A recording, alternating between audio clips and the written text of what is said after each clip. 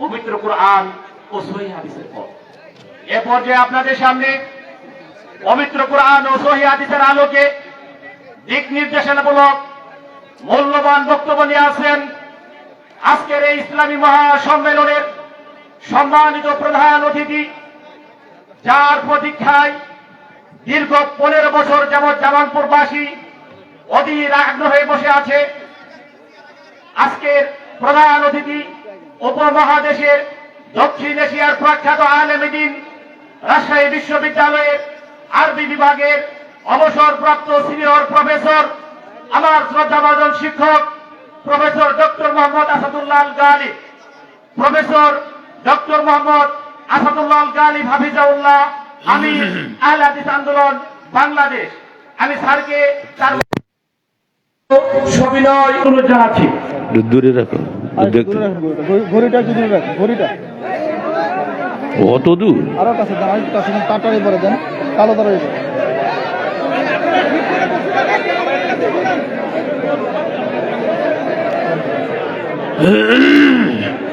বসেন, যার যার কাজ করতে দেন, ওদের দায়িত্ব ওদের কাজ করতে হবে না।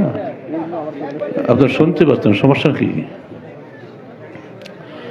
আলহামদুলিল্লাহ আলহামদুলিল্লাহ নাহমাদুহু ওয়া নাস্তাঈনুহু ওয়া নাস্তাগফিরুহু ওয়া নু'মিনু বিহি ওয়া নাতাওয়াক্কালু আলাইহি ওয়া নাউযু বিল্লাহি মিন শুরুরি আনফুসিনা ওয়া মিন সাইয়্যাতি আ'মালিনা মান ইয়াহদিহিল্লাহু ফালা মুদিল্লা লাহু ওয়া মান ইউদ্লিল ফালা হাদিয়া লাহু ওয়া নাশহাদু আন লা ইলাহা ইল্লাল্লাহু وحده لا شريك له ونشهد أن محمدا عبده ورسوله فقد قال الله تعالى في الكلام المجيد يا أيها الذين آمنوا قوموا قوامين بالقسط شهداء لله أو كما قال الله تعالى في كلامه المجيد। সম্মানিত সভাপতি, উপস্থিত উলামায়ে কেরাম এবং আজকের সম্মেলনে সত্যি মণ্ডলী এবং পার্শ্ববর্তী পর্দার অন্তরালের মা ও বোনেরা, বেলা 2টা থেকে এখন রাত 7:30 পর্যন্ত আপনারা এক স্থানে বসে আছেন শুনে আমি ব্যথিত। এই কষ্ট দেওয়ার জন্য আমি নিজে দায়ী, এর জন্য আমি আপনার কাছে ক্ষমা প্রার্থী। কারণ গতকালকেও যে অবস্থা আমার ছিল, আমি আসতে পারতাম না। সাধ্যমতো চেষ্টা করে জীবনে আজকে প্রথম আমি লুঙ্গিপুরে কোনো সম্মেলনে এসেছি। কেন এসেছি আমি জানি এবং আমার ব্যক্তিগত যারা আছেন তারা জানেন। এরপরও যে দীর্ঘ 6 ঘন্টা জার্নি, এটা আমি বুঝতে পারিনি। বুঝতে পারলেও আমি আসতাম, কারণ আপনাদের আন্তরিকতার ছোঁয়া আমরা রাজশাহী বসে টের পেয়েছি। সেজন্য আমাকে যে কোনো মূল্যে আসতেই হতো। আর জীবনটা হলো দাওয়াতি জীবন।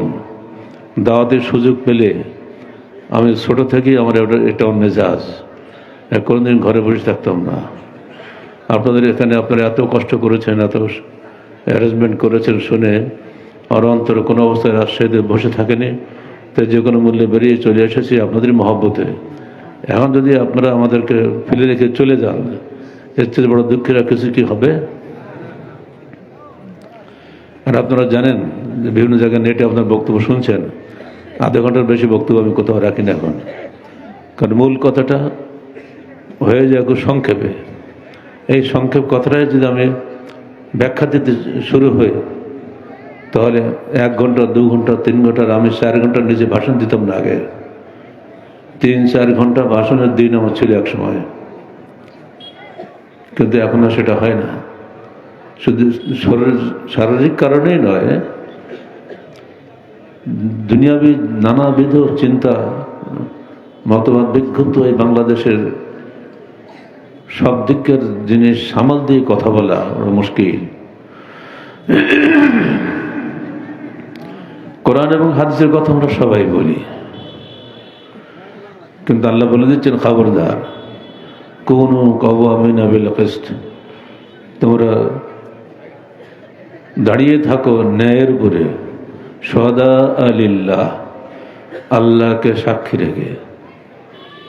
এই কথাটি আমাদেরকে বাধ্য করে কোরআন ও সহিহ হাদিসের নিঃশর্ত অনুসরণের জন্য। আমরা মুসলমানরা এই আয়াতকে সম্মান দেই নাই। সূরা নিসার 135 নম্বর আয়াতের প্রথম অংশ বললাম মাত্র। এই আয়াতটি বেশ লম্বা। এই আয়াতটি আন্তর্জাতিক বিশ্বে এত সম্মানিত যে লন্ডনের যে বড় বিশ্ববিদ্যালয় রয়েছে তার আইন ফ্যাকাল্টি আলাদা আছে। আমাদের রাষ্ট্রীয় ইউনিভার্সিটি যেমন ল ফ্যাকাল্টি আছে, ওখানেও ল ফ্যাকাল্টি আছে। অথচ লন্ডনের ম্যাসাচুসেটস বিশ্ববিদ্যালয়ের আইন ফ্যাকাল্টিতে এই আয়াতটি স্টিলের এর ইংরেজি অনুবাদটা স্টিলে লিখে তাদের আইন ফ্যাকাল্টির সামনে বাঁধিয়ে রেখেছে। তারা বলেছে আমরা খ্রিস্টান হতে পারি, কোরআনের এই আয়াতের চাইতে উত্তম কোনো আয়াত আমাদের দৃষ্টিতে আসে নাই। কোরআনকে সম্মান করার জন্য এর চাইতে আর বেশি কিছু কি আর বলতে হবে? দুর্ভাগ্য মুসলমানরা কোরআনের সম্মানে 10 মিনিট বসতে চায় না। এটা কি হবে?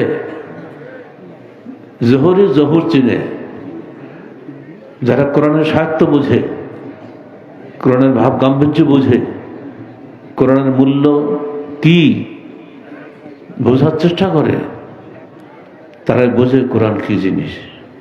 George Bernard Shaw, Bertrand Russell, Napoleon Bonaparte, এরা সবাই এক বাক্যে বলে দিয়েছেন। এমনকি আমাদের পাশের রাষ্ট্র ভারতের জনক বলে বলেন তারা, মিস্টার গান্ধী, তিনিও বলে দিয়েছেন বর্তমান বিশ্বে যদি কেউ শান্তি কায়েম করতে চায়, একমাত্র মোহাম্মদ ব্যতীত কারো পক্ষেই সম্ভব নয়, এবং তিনি এই বিশ্বের ডিক্টেটর হওয়ার জন্য যথেষ্ট।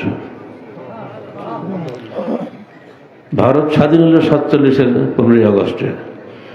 তিনি যে ভাষণ সেদিন দিয়েছিলেন, সেদিন বলে দিয়েছিলেন তার স্বরাজ পার্টির উদ্দেশ্যে, দেখো তোমরা যদি ভারতে শান্তি কায়েম করতে চাও তাহলে মোহাম্মদের নীতি অনুসরণ করো, নইলে তোমরা শান্তি কায়েম করতে পারবে না। তারা তাদের জনকের কথা মানেনি। ভারতে কি ইসলামী শাসন আছে না হিন্দু শাসন আছে? মানে তারা তাদের বাপের কথা শোনেনি। সমস্ত বিশ্ব যখন তাকিয়ে আছে ইসলামের দিকে, দুর্ভাগ্য বিশ্বের তৃতীয় বৃহত্তম মুসলিম রাষ্ট্র বাংলাদেশ, যা 93% মুসলমান, এইখানে ইসলাম নাই। এখানে শাসন চলছে মানুষের স্বেচ্ছাচারিতার উপরে। যখন যে দল ক্ষমতায় যাচ্ছে সে দল তাদের ইচ্ছা মতো দেশ চালাচ্ছে। তারা ধরে নিয়েছেন যেহেতু ভোট পেয়েছি আমরা এখন যা খুশিতে করতে পারো না। আপনি মুসলমান, আপনার সৃষ্টিকর্তা আছে, আপনার জান্নাত জাহান্নাম আছে, আপনার কৈফিয়ত লোকজনের কাছে দিতে হবে না, কৈফিয়ত দিতে হবে আল্লাহর কাছে। এই জিনিসটা আপনাদেরকে মনে করতেন আমরা যারা দায়িত্বশীল আছি, তাহলে আমাদের জন্য আর কোনো কিছুই লাগতো না। গাইডলাইন একটাই, কোরআন এবং সহিহ হাদিস। কারণ এই দুটো জিনিস মানুষের তৈরি নয়, আল্লাহর ওহী। আল্লাহ বলছেন ওমা ইয়ানতিকু আনিল হাওয়া ইন হুয়া ইল্লা ওয়াহয়ুন ইউহা। আমার রাসূল কোনো কথা নিজের ইচ্ছা মতো বলেন না, যতক্ষণ না তাকে ওহী করা হয়। অর্থাৎ কোরআনও ওহী, হাদিসও ওহী।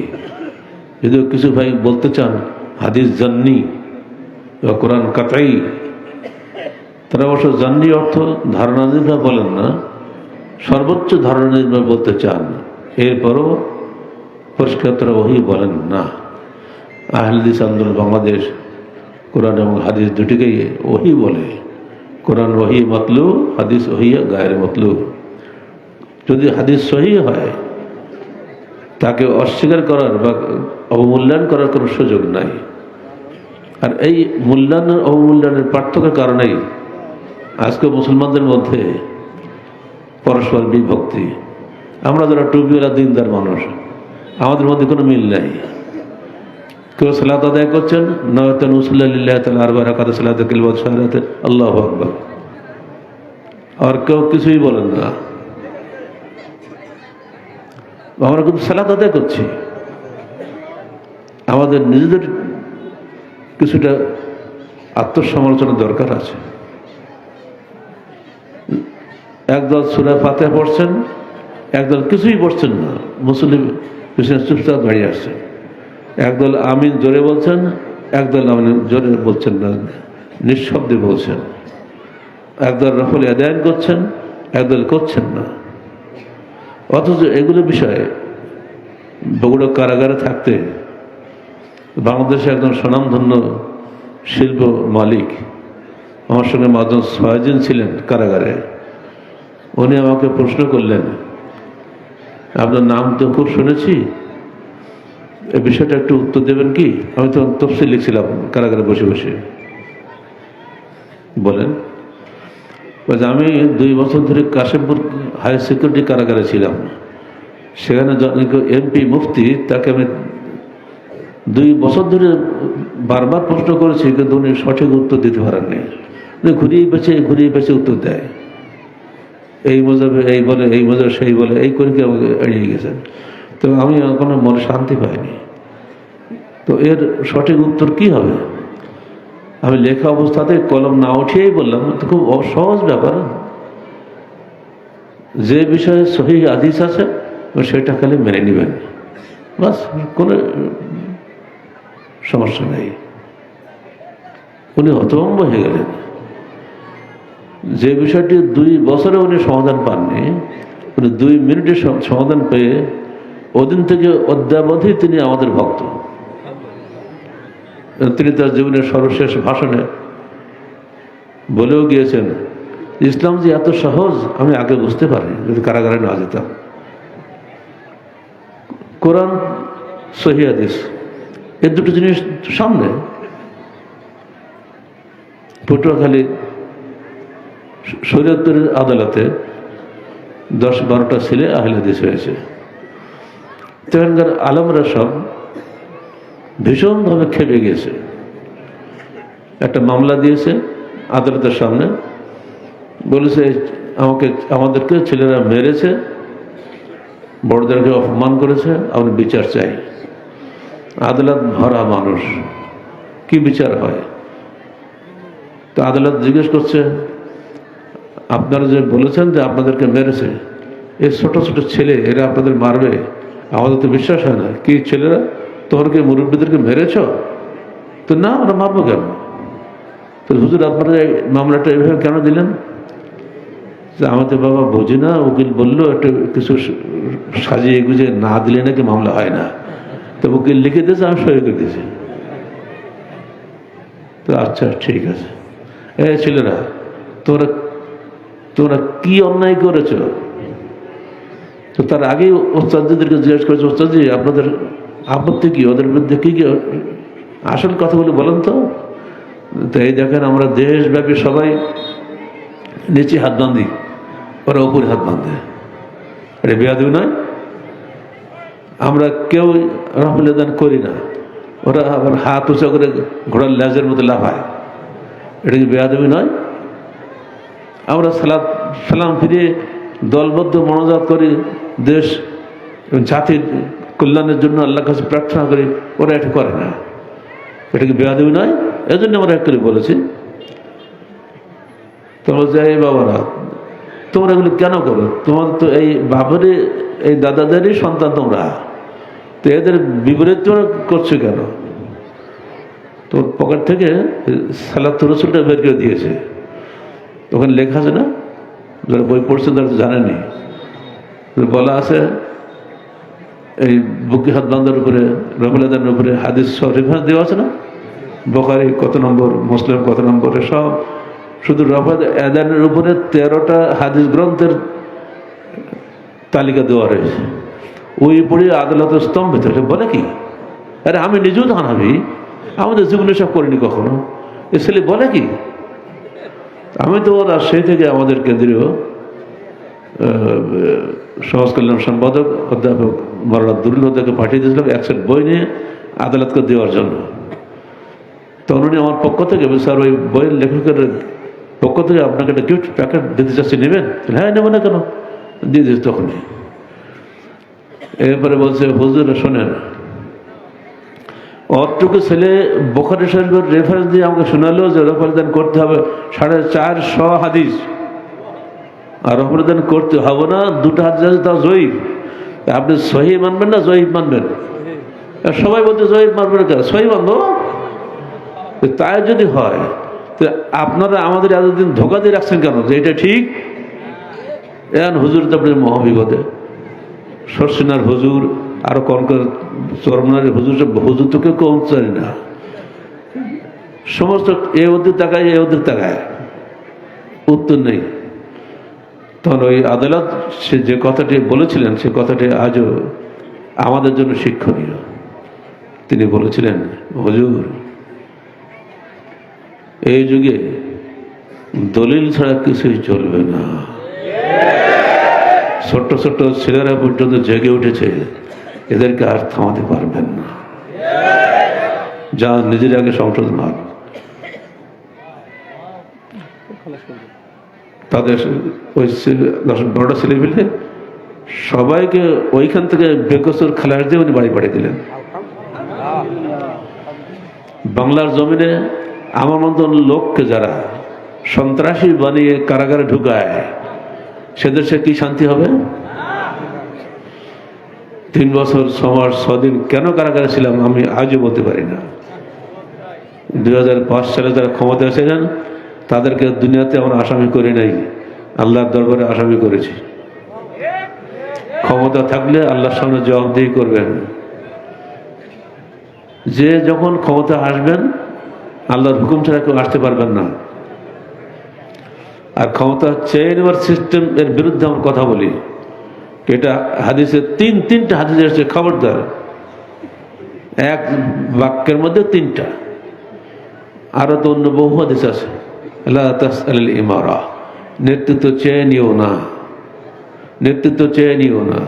ইন্না লা নুওয়াল্লি আলা আমালিনা হাযা লিমান সাআলাহু, আমরা অবশ্যই কাউকে নেতৃত্ব দেই না যে ব্যক্তি চেয়ে নেয়। আলিমান হারাস আলাইহি, যে ব্যক্তি নেতৃত্বের লোভ করে। রাওয়ায়াতুল মুসলিম আলিমান আরাদা, যে ব্যক্তি নেতৃত্বের ইচ্ছা পোষণ করে। এত কঠোর ভাষায় যে আল্লাহ নবী বলে গেলেন, সেই নবীর উম্মত মুসলমান না আমরা। নেতৃত্ব শুধু চাই না, মরণের পর তো দাখিল করি, বাড়ি বাড়ি বাড়ি ঘুরি। বিশ্ববিদ্যালয়ের রাজনীতিতে যারা এই দায়িত্বে আসছেন সেই আসছেন। আমার কাছে ভোট চাইতে গেলে বলতাম, ভাই আপনাদেরকে আমরা চিনি, আমরা বিশ্ববিদ্যালয়ের শিক্ষক, আপনিও শিক্ষক, আমরা সচেতন নাগরিক, আপনি ভালো না মন্দ ভালোভাবে চিনি। তো নিজে এসে আপনি ভালো বলাটা কি ভালো দেখাচ্ছে আপনার জন্য? তাহলে ভাই আসলে এটা বলতে চাই না, কিন্তু না বললে যে হয় না। মানে সিস্টেম এমন করে তাদেরকে বাধ্য করেছে, এই সিস্টেম তাদেরকে অন্যায় করতে বাধ্য করছে। এই সিস্টেমকে জীবনে পরিবর্তন হবে না। বাংলাদেশের বয়স 53 বছর, আর কত বছর হলে এর পাল্টাতে হবে? আহলে হাদিস আন্দোলন বাংলাদেশ এই জন্মলগ্ন থেকে এর বিরুদ্ধে বলে যাচ্ছে। এবং আমাদের যারা হাদিস অনুযায়ী কাজ করার প্রতিজ্ঞাবদ্ধ, বিশেষ করে যারা বায়াতবদ্ধ আমাদের কাছে, তারা কখনোই ওই নোংরা রাজনীতিতে মেশে না। আপনারা ভালো বলুন বা মন্দ বলুন বা আবার জেল কাটেন, তাও ভালো, কিন্তু ওই কাজে আমরা নেই। যারা ক্ষমতা চেয়ে নেয়, সেটি আবার আসতেছে। সংশোধন আবশ্যক। আমরা চাই বাংলাদেশের রাজনীতিতে ওইসব মানুষরা আসুক যারা দুনিয়াবী স্বার্থ নিয়ে কাজ করে না, যারা ছেলে পরকালীন স্বার্থে কাজ করে। যারা পরকালীন স্বার্থে কাজ করবে, ইনশাল্লাহ তাদের হাতে এই বাংলাদেশের নতুন বাংলাদেশ তখন সৃষ্টি হবে। এই চাওয়া পার্টিদের দ্বারা কষ্ট করলে বাংলাদেশ তো নতুন করে কিছুই হবে না। একটা গ্রুপ, আপনি নিজেই বোঝেন, দলীয় নির্বাচন কশৃঙ্খলা নির্দলীয় প্রশাসন উপহার দিতে পারে কি? আপনি নিজে একটা দলের লোক, আপনাকে দল তো ঠেকাতেই হবে। কিন্তু আমি যখন যাব, আমি যখন নির্দলীয়, আমি চাইনি। যেমন মানে গত পরশু দিনের হেডলাইন করেছে প্রথম আলোয়, বৈষম্যহীন সমাজ গড়ার এখনই সময়। বৈষম্যহীন সমাজ গড়ার এখনই সময়। মানে এখন দলীয় সরকার নাই, আমাদের হে প্রথম আলো 13 দিন পরে বুঝলে যে দলীয় সরকার আসলে আবার তো আগের মধ্যে অন্ধকার চলে যাবে দেশ। অতএব আমাদের এই কথাগুলি আপনাদের প্রচলিত সমাজের বিপরীত হয়ে যাচ্ছে, তথাপিও আপনারা শুনছেন, এর জন্য ধন্যবাদ। এরপরেও বলছি নারী পুরুষের যে পরস্পরের মেলামেশা, পরে আমরা শুনি ঢাকার আকাশে বায়ু দূষণ, আজকে 3য় নম্বরে, কালকে 2য় নম্বরে বায়ু দূষণ, শব্দ দূষণ, কত কি দূষণ দেখি। কিন্তু সমাজ দূষণের সবচেয়ে বড় হাতিয়ার হলো গায়ের মহরম নারী পুরুষের অবাধ মেলামেশা। আপনি স্বীকার করুন বা না করুন, সমাজ দূষণের সবচেয়ে বড় হাতিয়ার হলো গায়ের মহরম নারী পুরুষের অবাধ মেলামেশা। অথচ আপনি হলেন খুব একদম ধনী ঘরের মহিলা বা উচ্চ পদের মহিলা, আপনাকে বানানো হলো জামালপুরের ডিসি, আপনাকে তার সামনে আমাকে যেতে হবে, যেহেতু আপনি ডিসি মানুষ, অথবা বানানো হয়েছে এসপি, আপনার সামনে ইচ্ছা হচ্ছে আমাকে যেতেই হবে। এই যে পরস্পরের মেলামেশা আপনারা আইনগতভাবে করেছেন, এটা সম্পূর্ণ আল্লাহর বিরোধী। এই আল্লাহর বিরোধী আইন দিয়ে আপনারা দেশ শাসন করতে পারবেন না। দেশে সমাজ দূষণ হবেই। জেনা ব্যবসা যখন দেশে বৃদ্ধি পায়, সে দেশে মৃত্যু বেশি পায়, মহামারী বেশি পায়, এগুলো সবই হাতে রয়েছে। যারা আমাদের বই পড়েন তারা সব জানেন এগুলো কত মারাত্মক অপরাধ আমাদের হয়ে যাচ্ছে।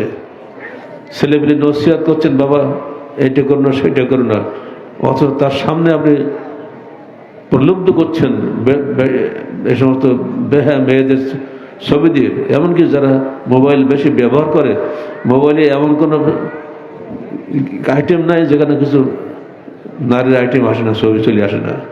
এগুলো ঠেকানো খুব মুশকিল হয়ে যাচ্ছে। এগুলো কন্টেন্ট বন্ধ করার ক্ষমতা সরকারের আছে, কিন্তু করে না। পাকিস্তানে ইতিমধ্যে 70 লক্ষ কন্টেন্ট ব্যান করা হয়েছে, বাংলাদেশ সরকার কেন পারে না? আমরা বারবার দাবি করেছি, কিন্তু আজ পর্যন্ত কোনো করে নাই। অনেক কিছু পথঘাট আছে যেগুলো সরকার ভালো করে জানে, কিন্তু এগুলো তারা করে না। যারা করে না, সাবধান, শুনে রাখো আল্লাহ রাসূলের বাণী, আলা কুল্লুকুম মাসউলুন ওয়া কুল্লুকুম আলা কুল্লুকুম রাঈন ওয়া কুল্লুকুম মাসউলুন আন রাইয়াতিহি। সাবধান, তোমরা প্রত্যেকেই দায়িত্বশীল, প্রত্যেকের স্ব দায়িত্ব সম্পর্কে কিয়ামতের দিন জিজ্ঞাসিত হবে। ইন্নাস সামআ ওয়াল বাসারা ওয়াল ফুআদা কুল্লু উলাইকা কানা আনহু মাসউলা। নিশ্চয়ই তোমার কান, তোমার চক্ষু, তোমার হৃদয় আল্লাহর নিকটে জিজ্ঞাসিত হবে।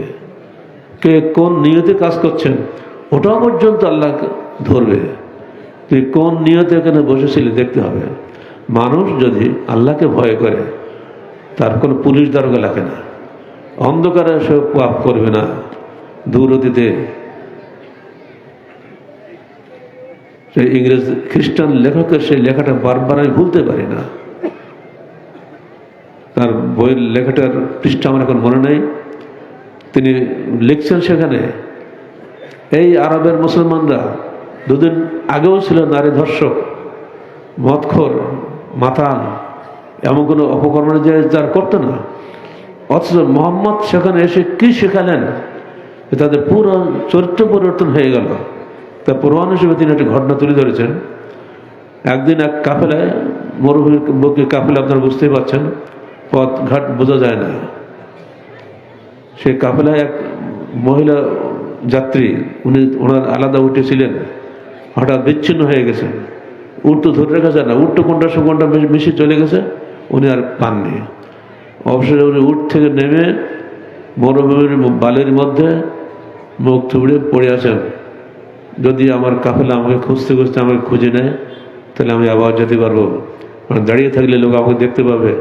এজন্য তিনি বসে হুমড়ে খেয়ে বসে আছেন বালির উপরে।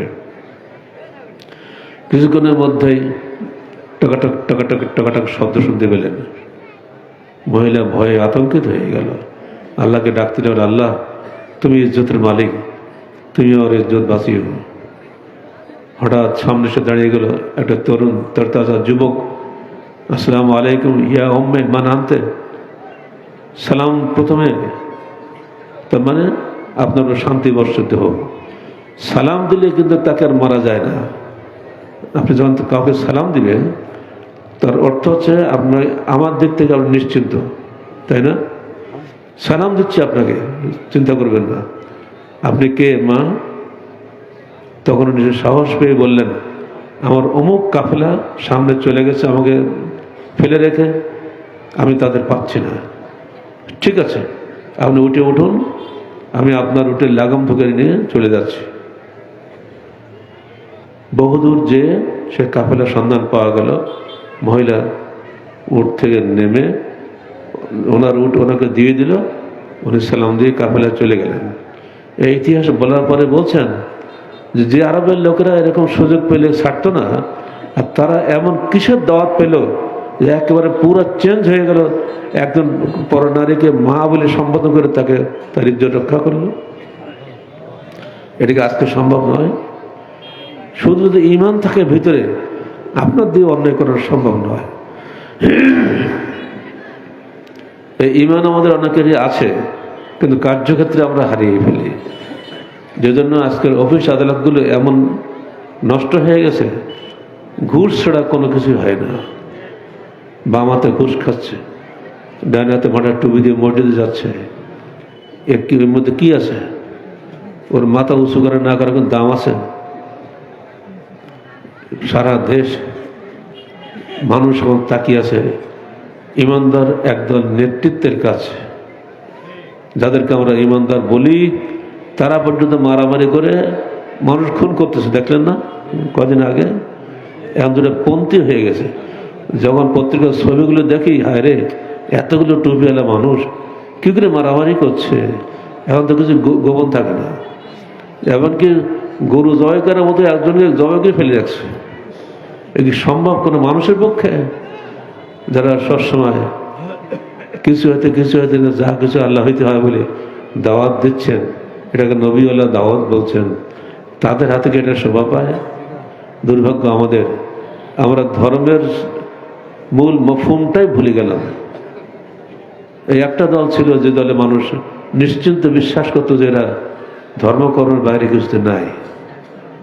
বন্ধুরা আমার, দীর্ঘ 34 বছর রাজশাহীতে হায়লাজ আন্দোলন, বাংলাদেশের তবলিগ ইজতেমা হচ্ছে। কোনোদিন কি আপনার এরকম কোনো খবর পেয়েছেন এ পর্যন্ত? বলেন?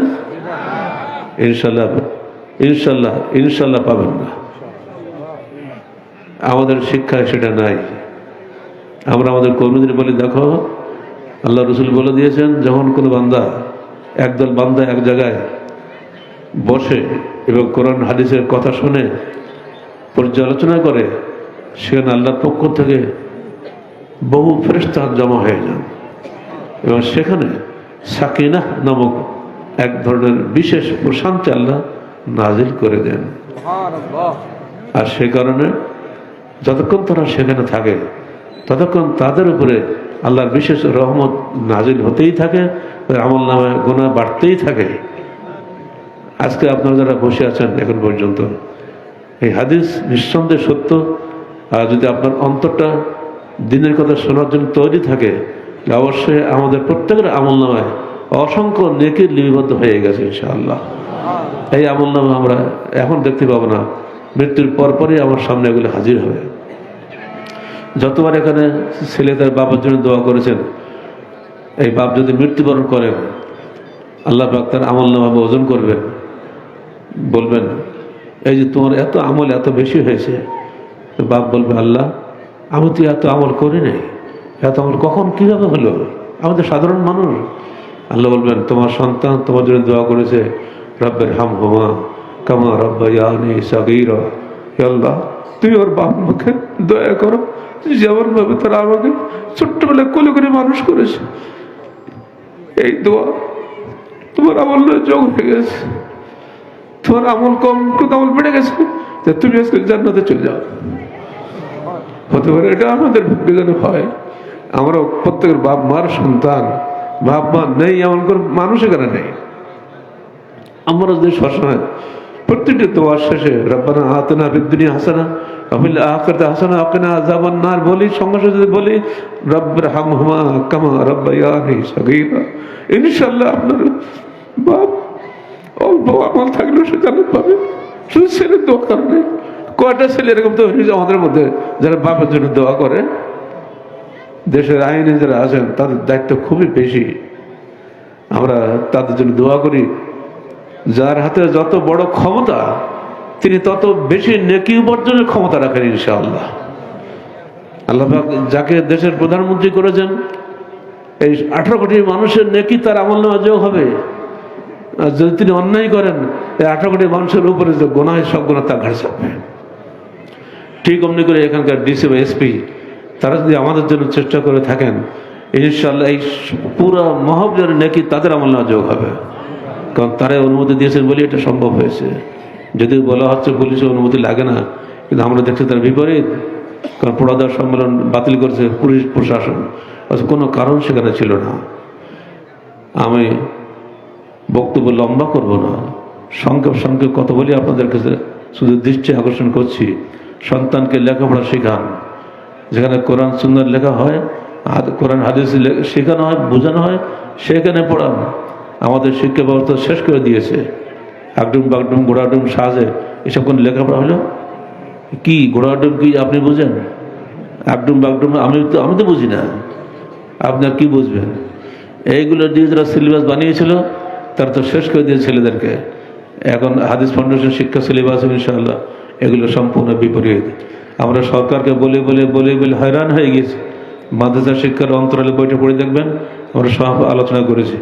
সেখানে আরবি শিক্ষায় কি সর্বনাশ করেছে, ফিকার মধ্যে কি সর্বনাশ করেছে, হাদিসের মধ্যে কি সর্বনাশ করেছে, ইংরেজির মধ্যে কি সর্বনাশ করেছে, সব আমরা তুলে ধরেছি। অবশেষে বাধ্য হয়ে সব নিজেরাই কিছু করার চেষ্টা করেছি। কারণ শিক্ষা জাতির মেরুদণ্ড, শিক্ষার মাধ্যমে জাতি পরিবর্তন হবে। আর সেই জন্য হাদিস ফাউন্ডেশন শিক্ষা বোর্ড আমরা করেছি। আপনারা খেয়াল করে দেখবেন তার সিলেবাসগুলো কত চমৎকার। প্রতিটি সিলেবাসই আপনার সন্তানের চেহারা পাল্টে দেবে। সে এই সিলেবাস একবার যিনি পড়েছেন তিনি কিন্তু আর আমাদের দিকে মুখ না তাকিয়ে পাচ্ছেন না। আপনারা বলেন আমরা হানাফি, শাফি, মালিকি, হাম্বলি, আমি এগুলিকে কিছু মনেই করি না। প্রত্যেকটা মুসলমান ভাই ভাই। বরং আমি বলি কি জানেন, হিন্দু, মুসলিম, জৈন, খ্রিস্টান সবাই ভাই ভাই।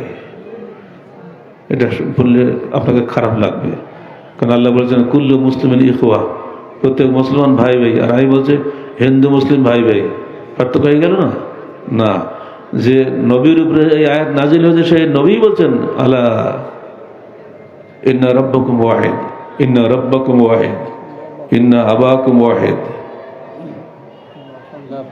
লা ফাদলা লি আরাবিয়্যিন আলা আজামিয়্যিন ওয়ালা লি আজামিয়্যিন আলা আরাবিয়্যিন ওয়ালা লি আহমারা আলা আসওয়াদা ওয়ালা লি আসওয়াদা আলা আহমারা, কুল্লুকুম মিন আদম ওয়া আদম মিন তুরাব। বিদায় হজের ভাষণে মৃত্যুর মাত্র 80 দিন পূর্বে আমাদের শেষ নবী মুহাম্মদ রাসূলুল্লাহ সাল্লাল্লাহু আলাইহি ওয়াসাল্লাম বিশ্ব নবী, তিনি এই দাওয়াত আমাদের দিয়ে গেছেন, ইয়া আইয়ুহান নাস, হে মানব জাতি, ইন্না রাব্বাকুম ওয়াহিদ, নিশ্চয় তোমাদের সৃষ্টিকর্তার প্রতিপালক মাত্র একজন। ইন্না আবাকুম ওয়াহিদ, তোমাদের পিতা মাত্র একজন। অতএব কালোর উপরে সাদার, সাদার উপরে লালের, লালের উপরে কালোর কোনো প্রাধান্য নেই। তোমরা প্রত্যেকেই এক আদমের সন্তান। পার্থক্য আছে শুধুমাত্র তাকওয়ার দিক দিয়ে, যে ভালো কাজ করবে সে নেকি পাবে, যে মন্দ কাজ করবে সে জাহান্নামী হবে। এই কাজটুকু ছাড়া সব দিক দিয়ে তোমরা এক। এখানে ব্যাখ্যা আসলো হিন্দু হোক, মুসলিম হোক, বৌদ্ধ হোক, খ্রিস্টান হোক, সবাই আমরা এক আদমের সন্তান। আদম আমাদের পিতা।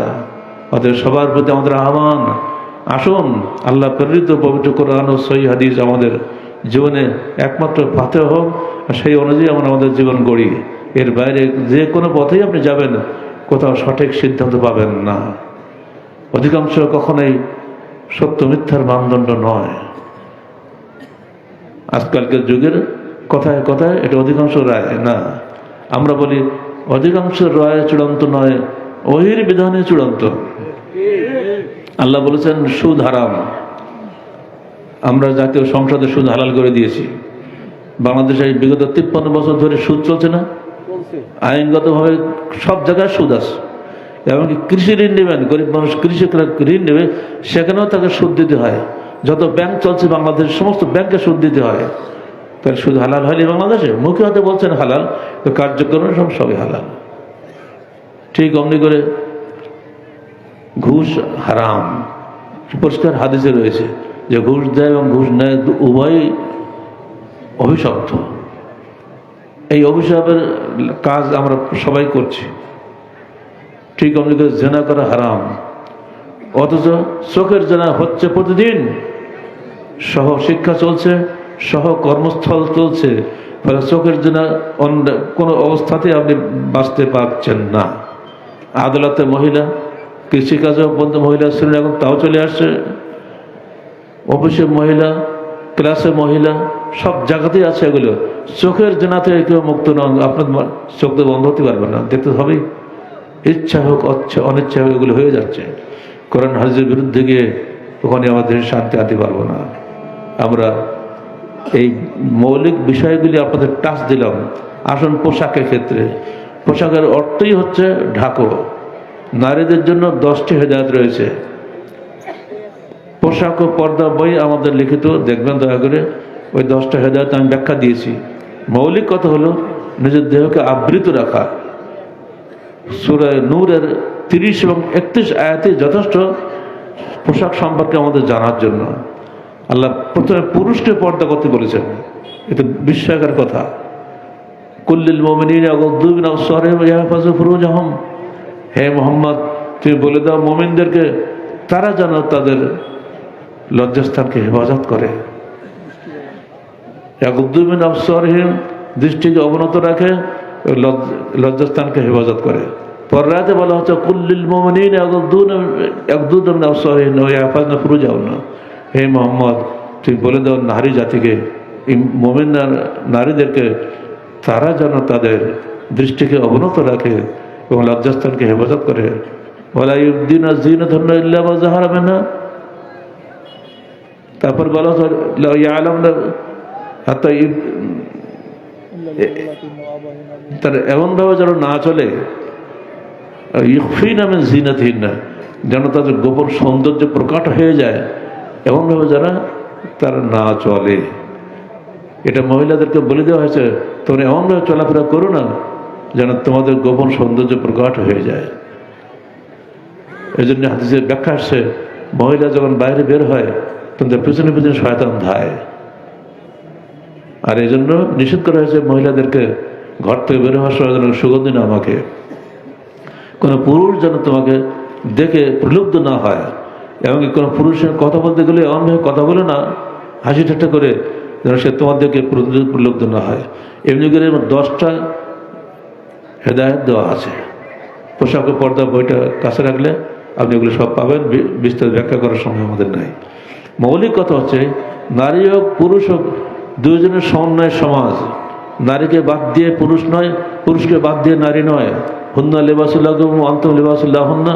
আল্লাহ বলছেন নারীরা তোমাদের জন্য লেবাস, পোশাক সদৃশ, এবং তোমরা নারীদের জন্য পোশাক সদৃশ। চুল উপড়েও না, ভুরু কায়দা করে কেটো না।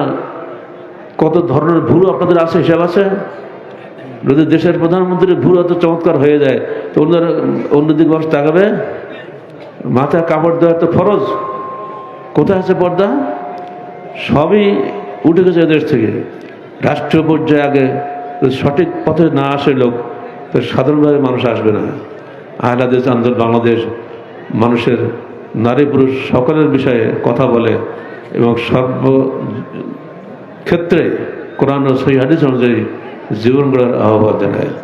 আমি যুবকদের জন্য বলছি, সাবধান যুবকেরা, তোমাদের যৌবন সম্পর্কে আল্লাহ রসুল বলছেন, দেখো 7 শ্রেণীর লোক জান্নাতে আশ্রয় আল্লাহ সাহেব পাবে।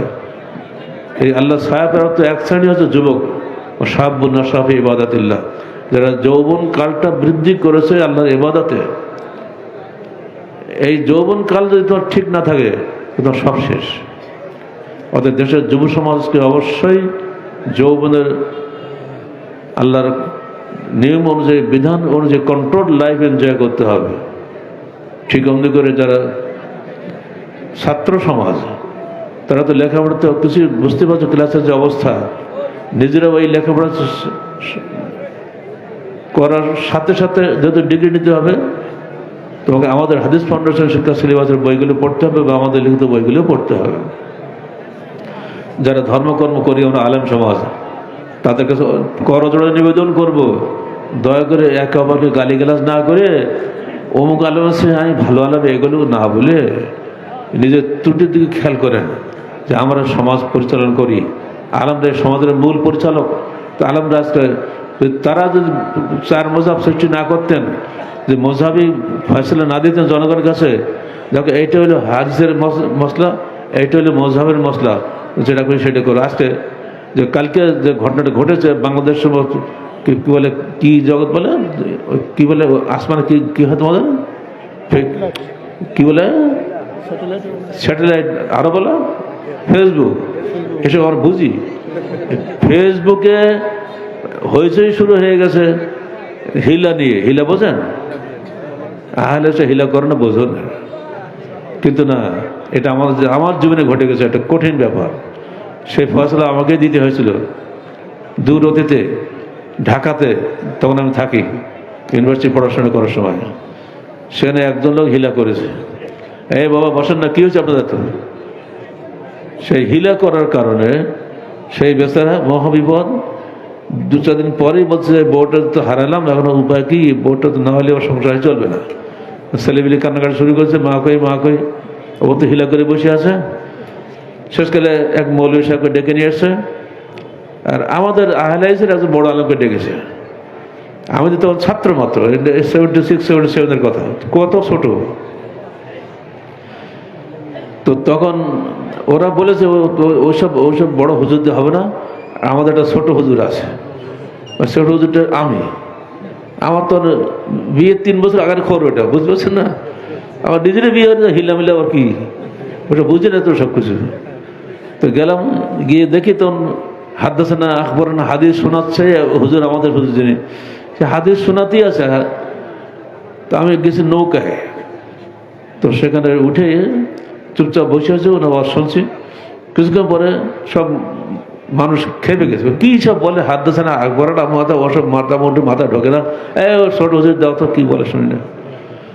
তখন আমি বললাম, মাওলানা আপনি একটুখানি 5 মিনিট সময় দেন তো আমাকে। হ্যাঁ আচ্ছা আচ্ছা, তুমি বলো। আমি বললাম, ভাই আপনারা থুতু ফেলে নিজের শরীর কেউ চাটি খান, কেউ করে? আপনার নিজের সন্তান যদি ভাত কষে আপনার প্লেটে নাকে সর্দি ফেলে দেয়, আপনি ভাত খাবেন? হ্যাঁ, তাই কেউ খায় নাকি? তা আপনার নিজের বউ একদম রাত্রে এসে নষ্ট করে গেল, পরদিন আপনি আবার নেবেন? তখন তাই নেবো নাকি? এর নাম হিল্লা। এটা করা যাবে না? হতেই পারে না। আচ্ছা আপনি বলেন, এরকম একটা নোংরা কাজ আল্লাহ রসুল বলেছেন, বিশ্বাস করতেন? হতেই পারে না, আমার রসুল করেন বলতেই পারে না, হয়ে গেল হিল্লা শেষ। শুনে রাখেন, যারা হিল্লা করবে তাদেরকে আল্লাহ রসুল লানত করেছেন। তাই নাকি? এতক্ষণ হাদিসে বলেনি কেন? ধরে হুজুরের হিল্লা শেষ, হাদিসের আউট। আমার নিজের জীবনের প্রথম বহাস হচ্ছে হিল্লার বহাস। খবরদার ভাই, মুখে বললেই হিল্লা হয় না। এটা জাহিলি আরবে ছিল। সে জাহিলি আরবের সেই মশলাটা মজহাবের দোহাই দিয়ে ওলামায়ে কেরাম বাংলাদেশে জায়েজ করে দিয়েছেন। খবরদার আলেম সমাজ, তবে করো তোমরা হিল্লা থেকে, এই হিল্লার ফতে কখনো দিও না। তারা বলে কি জানেন, একটা ভাঙ্গা সংসার জোড়া লাগানো হলো, কতই না নেকির কাজ হলো। গত কয়েকদিন আগে করেছে 2.5 ঘন্টার 2 ঘন্টার হিল্লা, মানে 1 ঘন্টায় বলেছে বিয়ে পড়েছে, আর ওই মসজিদেই বলে একটা কোয়ার্টার ছিল ইমাম সাহেব থাকে, সেইখানে যে তারা নিজেরা দুজনে জেনা করেছে, 2 ঘন্টা পরে আবার বউ ফেরত নিয়ে নিয়েছে। বাস, আস্তাগফিরুল্লাহ, নাউযুবিল্লাহ। কওবা পড়লে একবার বলতে তো লজ্জা লাগে, এটা 5 জায়গাতে বলতে ইচ্ছে করে। এইগুলো যদি ধর্মের নামে আলেমরা করে, আর এই আলেমরা যদি কালকে ক্ষমতা চলে যায়, তো তাদের দেশের অবস্থা কি হয় একবার চিন্তা করতে পারেন? খালি ভোট করেন, ভোটের জোরে যদি কোনো ক্ষমতা এই সমস্ত আলেমরা চলে যায়, এটা দেশের ধ্বংস হবে অনিবার্য। আমি আপনাদেরকে সাবধান করে যাচ্ছি, আহলে হাদিস আন্দোলন ছাড়া বাঁচার কোনো উপায় আপনাদের নেই। এবং এই পথেই আপনার মুক্তির দিশা রয়েছে। আমরা কখনই আপনাদের ক্ষমতা চাইতে আসবো না, শুধু আপনারা দেখবেন সঠিক পথে কারা চলছে। পবিত্র কোরআনে যেটা আছে মানবো, যা নাই তা ছাড়বো। সহিহাদিসে যা আছে তা মানবো, যা নাই তা ছাড়বো। এই ছোট্ট কথা আপনি বোঝেন না? এই ছোট্ট কথা বলতে কোনো সমস্যা আছে? চেয়ারম্যান হন, উপজেলা চেয়ারম্যান হন, ডিসি হন, এসপি হন, মন্ত্রী হন, এমপি হন, যিনি যত বড় দায়িত্বশীল তাকে তত বড় কৈফিয়ত আল্লাহর কাছে দিতে হবে। অর্থাৎ আপনার আমলে যেন এই বিপরীত কোনো কথা না হয়, আমরা দোয়া করবো আপনার কাছে। আপনি সহিহ হাদিসের বিধান অনুযায়ী ফাসলা করবেন, ইনশাআল্লাহ ওই শরীয়তের আদালতের মধ্যে এখানেও পরিবর্তন হয়ে যাবে ইনশাআল্লাহ। পরিশেষে আমি আপনাদের সবাইকে আন্তরিক ধন্যবাদ জানাচ্ছি। এখন আমাকে 6 ঘন্টা জার্নি করতে হবে, আমার প্রতিটি রহম করেন। আমি এসেছি আপনাদের মহব্বতে, এই মহব্বত যেন অক্ষুণ্ণ থাকে। যদি কোনো দেখলেন যে মারা গেছে, দোয়া করবেন, অন্তত ইন্নার লেটা পড়বেন, দোয়া করবেন আমাদের জন্য। আল্লাহ পাক আর কখনো এই মাঠে আনবে কিনা জানি না, তবে আপনাদের উদারতা, আপনাদের মহব্বত, ভালোবাসা আমার অন্তরকে স্পর্শ করেছে। আমি যেন দাবি করব এই মহব্বত যেন আমৃত্যু অক্ষুণ্ণ থাকে। আকুলু কওলি হাযা আস্তাগফিরুল্লাহ লি ওয়া লাকুম ওয়া লিসাইরিল মুসলিমিন। আসসালামু আলাইকুম ওয়া রাহমাতুল্লাহি ওয়া বারাকাতুহু। মাদ্রাসার কথা একটু বলে দিতে বলতে ভুলে গেছে বলতে, একটু মনে দিতে হতো। আলমার কাজ এটা সম্মানিত উপস্থিতি, আর প্রায় 70টার মতো বই লিখেছেন। 70-এর মতো বই 84 বলে, 84 বলে দাও। এই পাশে হাদিস ফাউন্ডেশন প্রকাশনী। ওকে বলে দাও না, ওকে বলে দাও। কে বলছে? আর এখানে আজান হবে, এখানে সালাত হবে। যারা সালাত পড়তে চান পড়ে যেতে পারবেন। আর আগামী 30শে ডিসেম্বর জামালপুর নতুন হাই স্কুল মাঠে জমিয়তে আল্লাহ হাদিসের সম্মেলন আছে, আপনারা সবাই আমন্ত্রিত। থাক থাক। স্যারের লিখিত বই সংখ্যা 84টা। এই দেখে ইয়াটা আসসালামু আলাইকুম। সম্মানিত মুসল্লিবৃন্দ, অনেক সুন্দর আলোচনা শুনলেন আপনারা। আপনাদের আমিরের জমাতের পক্ষ থেকে বিশেষ অনুরোধ, পোশাক ও পর্দার যে বইটি রয়েছে, বিবাহ, পরিবার ও সন্তান প্রতিপালন এবং সালাতুর রাসূল, সামনে রমজান মাস, সিয়াম, যাকাত ও সাদাকা এবং মাসুম দোয়া সহ বিভিন্ন বই রয়েছে আমাদের মধ্যে। স্যার কথা বলবো, মাইকটা দাও, স্যার কথা বলবো। এইটা কেন ওই সারা তো মাইক লাগানো না, লাইন নেই। আমি কইলি শেষ করে কাল যখন শুনলাম না ওর সারা মাথা লাগাই দেন, এটা লাগাই দেন, না শোনা হয়েছে। এই মাদ্রাসার দিকে আপনারা আন্তরিকভাবে সবসময় খেয়াল রাখবেন। এই মাদ্রাসা আমাদের হাদিস কন্ট্রোল সিলেবাসের অন্তর্ভুক্ত। আমাদের যে সিলেবাস আমরা করেছি সেই সিলেবাস ভিত্তিক এখানে শিক্ষা দেওয়া হয়। আপনাদের সন্তানদেরকে এই মার্কাজের ছাত্র হিসাবে দিবেন, যাতে মার্কাজ আস্তে আস্তে উন্নত হয়। আসসালামু আলাইকুম। একটি মোবাইল পাওয়া গেছে এখানে।